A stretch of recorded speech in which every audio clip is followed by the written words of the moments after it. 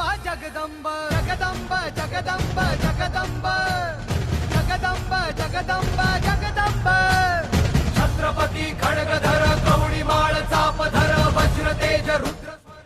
तो आज सालों साल बाद भी शिवाजी महाराज का महत्व कायम है। क्यों? ऐसा क्या खास था? पहले भी तो काफी राजा आ चुके थे, मगर शिवाजी महाराज की श्रेष्ठता ज्यादा क्यों है? इसके लिए हमें जानना होगा सैकड़ों साल पुराना शासन कैसे था। जैसे पूरे अंधकार को एक माचिस की तिल्ली रोशन कर देती है, उसी तरह महाराज के कर्तृत्व ने, उनके न्याय व्यवस्था ने काफी साल पुराना अंधकार दूर कर दिया। जानते हैं शिवपूर्वकालीन परिस्थितियां कैसी थी?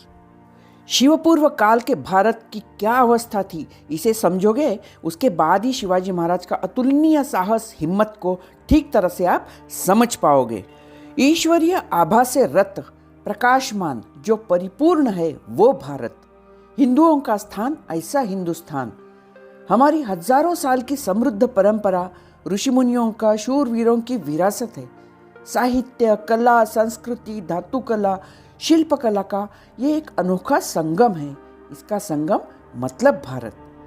इतना सुंदर, अद्भुत, सर्वगुण संपन्न प्रदेश, संस्कृत, जाति, सुख, शांति देखकर बहुत सारे लालची लोगों ने भारत पर आक्रमण किए, लूट रहे थे भारत के वैभव को अपना शासन जमाने के लिए। शताब्दियों पहले शक, कुषाण, चोला, चालुक्य, राष्ट्रकूटाज, विजयनगर, पालवा सभी ने 5000 सालों तक राज किया। ऊणों जैसे लोगों ने राज किया, मगर यहाँ की संस्कृति, सुंदरता को अपनाकर वे यही बस गए और कुशलता से राज करने लगे। मगर 7वीं शताब्दी में शुरू हो गया भयानक बवंडर। अरब व्यापारी बनकर आए और यहीं बस गए। दक्षिण भारत, केरल, बंगाल प्रांतों पर भारी आक्रमण किए। अफगानिस्तान, बलूचिस्तान से आकर भारत पर कब्जा कर बैठे। वो था मोहम्मद बिन कासिम, भयानक क्रूर कर्मा। 711 में आकर सिंध प्रांत पर जबरदस्त आक्रमण किया। यह सिर्फ युद्ध भूमि पर होने वाला ही युद्ध नहीं था, गांव के अंदर घुसकर बेगुनाहों की कत्ल करना, मारपीट करना, लूटपाट, स्त्रियों पर अत्याचार, सभी शैतानी हरकतों की वजह से ये आक्रमण काफी भयावह था। मोहम्मद बिन गजनी ये भी एक दुराचारी, मथुरा, सोमनाथ, काशी विश्वेश्वर जैसे पवित्र मंदिरों तोड़ फोड़ कर उसको लूटता रहा बार बार। ये सभी आक्रमण धार्मिक आक्रमण थे। युद्ध सिर्फ सैनिकों तक सीमित नहीं था।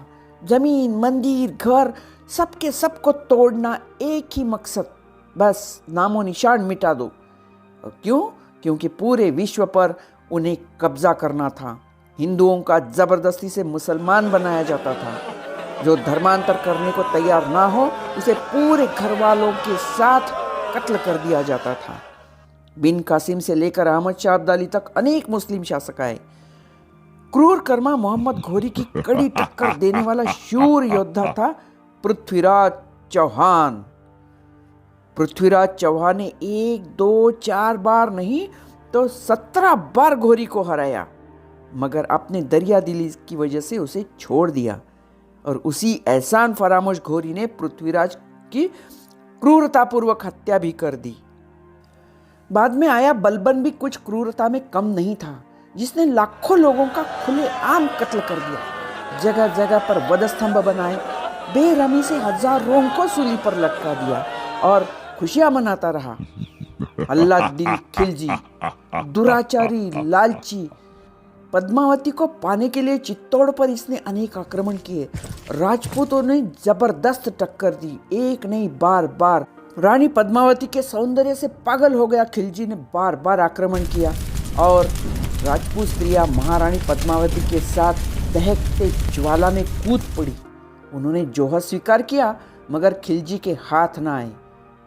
महाराष्ट्र की राजधानी देवगिरी को भी उसने तहस महस कर दिया था।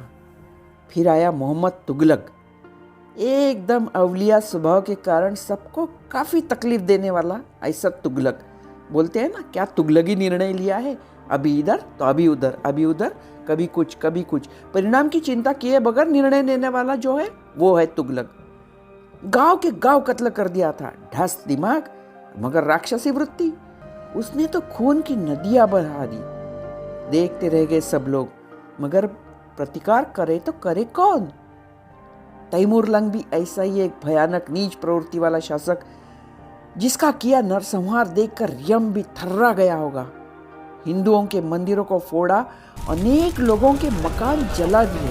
इतना ही काफी नहीं था तो बड़ा होकर कोई उसे विरोध ना करे, इसलिए 15 साल के बाद वाले सभी युवकों की उसने हत्या कर दी।